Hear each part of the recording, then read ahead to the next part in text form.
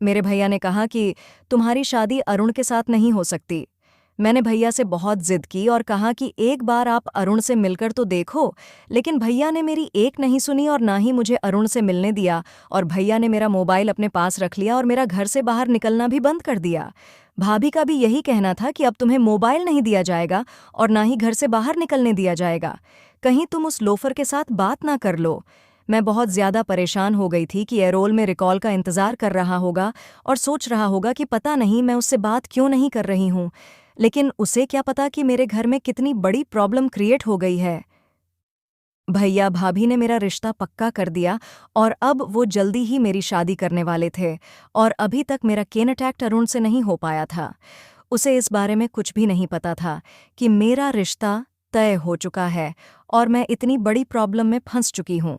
मुझे अपने भैया से यही शिकायत थी कि एक बार उन्हें पहले अरुण से मिल तो लेना चाहिए था। उसके बाद वो जैसा भी फैसला करते मुझे मंजूर था, लेकिन उन्होंने तो मेरी एक ना सुनी। मैं बहुत ज़्यादा रो रही थी और उनका बिहेवियर तो मेरे साथ बिल्कुल दुश्मनों के जैसा हो गया था। उन्हें मेरे चेहरे से भी नफ़रत होने लगी थी। उनका कहना था कि मैंने तुम पर बहुत भरोसा किया। मुझे नहीं पता था कि तुम मेरी पेट पीछे मेरे भरोसे को इस तरह से तोड़ रही हो। भला क्या किसी से मोहब्बत करना अपने भाई के भरोसे को तोड़ने के बराबर होता है? मैंने भैया का कोई भरोसा नहीं तोड़ा था। मैं तो मोहब्बत करती थी और उनसे और सच्ची मोहब्बत करती थी। हम दोनों अपनी इस लव स्टोरी को शादी तक लेकर जाना चाहते थे, लेकिन भैया तो मेरी किसी बात को सुनने के लिए तैयार ही नहीं थे। अरुण बहुत मेहनती लड़का था। वो काफ़ी टाइम से अपनी जॉब ढूंढ रहा था। अगर उसकी जॉब लगी हुई होती तो ज़रूर भैया मेरा अरुण के साथ रिश्ता फिक्स कर देते। लेकिन भैया ने जिससे इन्फॉर्मेशन निकलवाई थी, उसने उनको सब कुछ बता दिया था और कहा था कि ये लड़का कुछ नहीं करता, बेरोजगार है इसकी, तो कहीं पर नौकरी भी नहीं लगी हुई और घर भी किराए का है। बस यही सारी बातें मेरे भैया के दिल को लग गई थीं और उन्होंने फैसला किया था कि वो किसी भी हाल में मेरी शादी अरुण से नहीं होने देंगे और मुझे अरुण से अलग कर देंगे। भैया भाभी मुझ पर बहुत कड़ी निगरानी रखने लगे थे। मुझे खाना नाश्ता भी कमरे के अंदर ही दिया जाता था। उन्हें डर था कि कहीं मैं दोबारा से अरुण से बात ना करूं और इस घर से भाग न जाऊं। मैं बहुत रोने लगी थी। दिन रात मेरा रो रो कर गुजर रहा था। एक दिन मैंने भैया भाभी की चोरी चुप के बातें सुन ली। भाभी भैया से कह रही थी कि अगर रिया उस लड़के को पसंद करती है तो उसकी शादी होने दो। ऐसा न हो कि जल्दबाजी में और गुस्से में आकर तुमको गलत फैसला कर दो।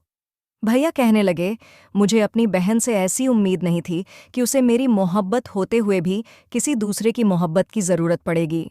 मैंने उसे मम्मी पापा दोनों का प्यार दिया, कभी किसी चीज़ की कमी नहीं होने दी और उसने फिर भी मेरे पीठ पीछे लोफड़ लड़के के साथ इश्क लड़ाया।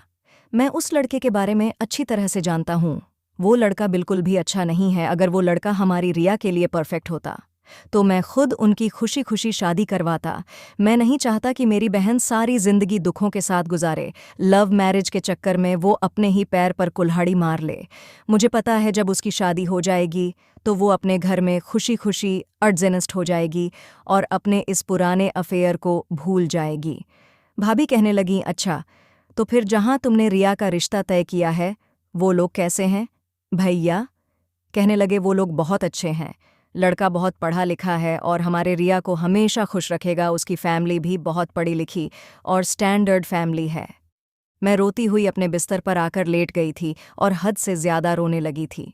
रो रो कर मेरी आंखें भी सूज चुकी थीं। मैं आज अपने मम्मी पापा को बहुत याद कर रही थी कि अगर आज मेरे मम्मी पापा जिंदा होते तो वो मेरी बात को सुनते और समझने की कोशिश भी करते कि मैं अरुण से कितना प्यार करती हूँ। भैया तो कुछ भी समझने के लिए तैयार ही नहीं है। मैं नहीं जानती थी कि मेरी शादी किससे होने जा रही है। बस मेरी एंगेजमेंट की तैयारियां चल रही थीं। मैं तो एक जिंदा लाश की तरह मिशन में शामिल थी। बाकी इस शादी से मेरी कोई खुशी नहीं थी। मेरी एंगेजमेंट वाले दिन मेरी एक फ्रेंड आई, जैसे मेरे और अरुण के अफेयर के बारे में सब कुछ पता था। वो कहने लगी, रिया, जब तुम्हारी भाभी ने मुझे तुम्हारी एंगेजमेंट का इनविटेशन दिया तो मैंने अरुण को इस बारे में बता दिया कि तुम्हारी एंगेजमेंट हो रही है। उसने कहा कि मैं क्या करूं, मैं भी तो मजबूर हूं। मुझे पता है कि उसका भाई कभी भी हमारे रिश्ते के लिए तैयार नहीं होगा। उसने कहा है कि अभी सही वक्त यही है कि खामोशी से रिया शादी कर ले। भगवान ने चाहा तो हम दोनों ज़रूर मिलेंगे। रिया बाद में अपने पति से डिवोर्स लेकर मुझसे शादी कर लेगी। उसने कहा कि जब तक मेरी जॉब भी लग जाएगी। मेरी फ्रेंड कहने लगी। मैंने अरुण से कहा भी था कि तुम ये किस तरह की बातें कर रहे हो, ये सब पॉसिबल नहीं है। अगर तुम्हें शादी करनी है तो अभी करो। लेकिन अरुण ने जवाब दिया कि तुम पागल हो गई हो, शादी करना इतना आसान नहीं होता। ये बात कहकर मेरी दोस्त खामोश हो गई थी। मैंने उससे कहा कि ऐसा कैसे हो सकता है कि पहले मैं एक से शादी कर लूं और फिर उसे डिवोर्स लेकर दूसरे से शादी कर लूं। मैं बहुत गुस्से में थी। जब मेरी फ्रेंड ने मुझे अरुण की बातें बताई तो मुझे उसके ऊपर और भी ज्यादा गुस्सा आने लगा था। उसने मुझसे कितने सारे वादे किए थे। मैंने अपनी फ्रेंड से कहा कि तुम मुझे अपना मोबाइल दो, मैं अरुण से बात करना चाहती हूँ।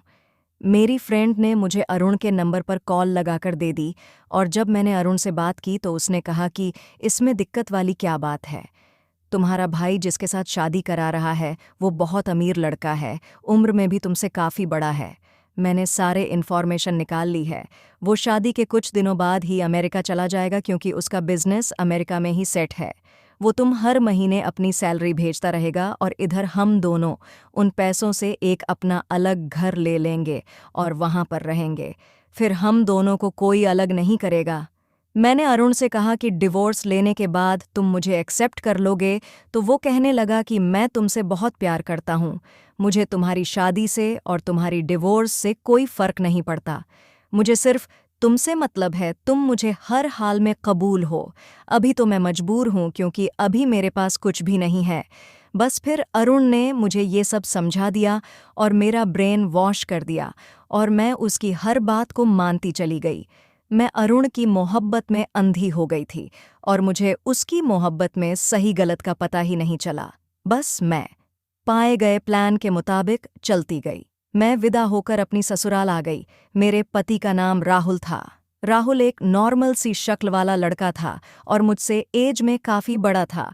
उसका अमेरिका में अपना बिजनेस सेटअप था। वो छुट्टियों पर अपने घर आता था। अमेरिका के साथ साथ उसका बाकी के देशों में भी आना जाना लगा रहता था क्योंकि किसी भी जगह से जब तक उसका कॉन्ट्रैक्ट पूरा नहीं होता तब तक वो घर पर नहीं आता था। इसीलिए उसे ज़्यादातर अमेरिका में ही रहना पड़ता था। अब तो वो अपनी शादी करने के लिए यहाँ पर आया हुआ था, इसीलिए 1 महीने के अंदर अंदर ही मेरी शादी हो गई। ये लोग बहुत पैसे वाले थे। मेरे दोनों देवर पढ़ाई कर रहे थे। मेरे ससुर की अपनी मोबाइल रिपेयरिंग की दुकान थी। ये उनका शौक था। उनका कहना था कि जब वो काफ़ी सालों पहले बहुत गरीब हुआ करते थे तब उन्होंने इसी दुकान से अपनी ज़िंदगी की शुरुआत की थी और आज वो इस छोटी सी दुकान से कहाँ पहुँच गए। मेरे ससुर के लिए वो मोबाइल की दुकान बहुत लगी थी, इसीलिए अमीर होने के बाद उन्होंने अपने इस पुराने काम को नहीं छोड़ा था। मैं विदा होकर अपनी ससुराल आ गई थी और मेरी शादी राहुल के साथ हो गई थी। मैं अंदर ही अंदर बहुत उदास थी, मगर दिखावे के लिए मुझे खुश नजर आना ही पड़ रहा था। मुझे उस दिन का इंतज़ार था जब राहुल अमेरिका जाने वाला था। राहुल को तो मैं बहुत पसंद आई थी।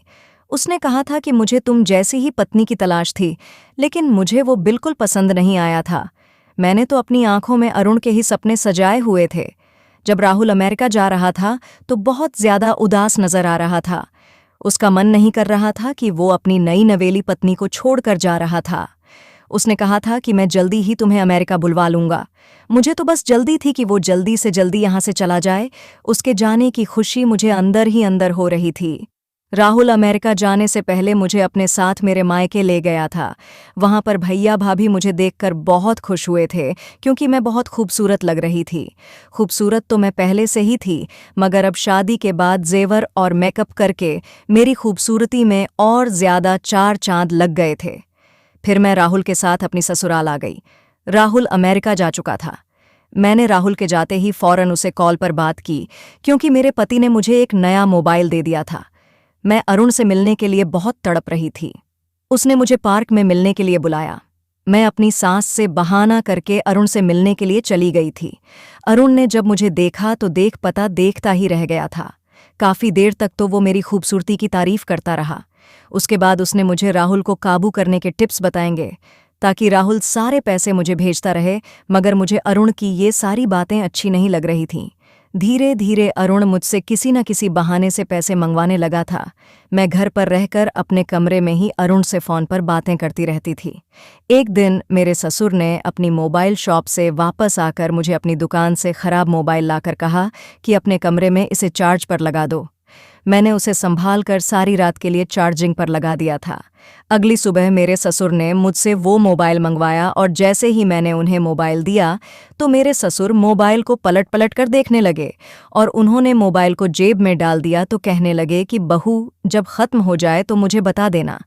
ये बात मेरी कुछ समझ नहीं आई थी कि मेरे ससुर क्या कहना चाहते हैं। अपने ससुर की बात सुनकर तो मैं सोच में पड़ जाती थी। अब रोज़ ऐसा ही होने लगा था। हर दिन मेरे ससुर मुझसे यही बात कहते थे और मुझे समझ नहीं आता था ये क्या ख़त्म हो जाए तो मैं अपने ससुर को बता दूं। एक दिन मैंने मोबाइल को किचन में रख दिया और किचन में ही लाइट बोर्ड में उसको चार्ज लगा दिया और जब अगली सुबह मेरे ससुर मोबाइल मांगने के लिए आए तो मैंने किचन से लाकर उनका मोबाइल उनके हाथ में पकड़ा दिया। ये देखकर कि वो मोबाइल किचन से लेकर आई हूँ, मेरे ससुर के चेहरे का रंग उड़ गया था। वो फौरन बाहर जाने के बजाय सीधा अपने कमरे में चले गए थे।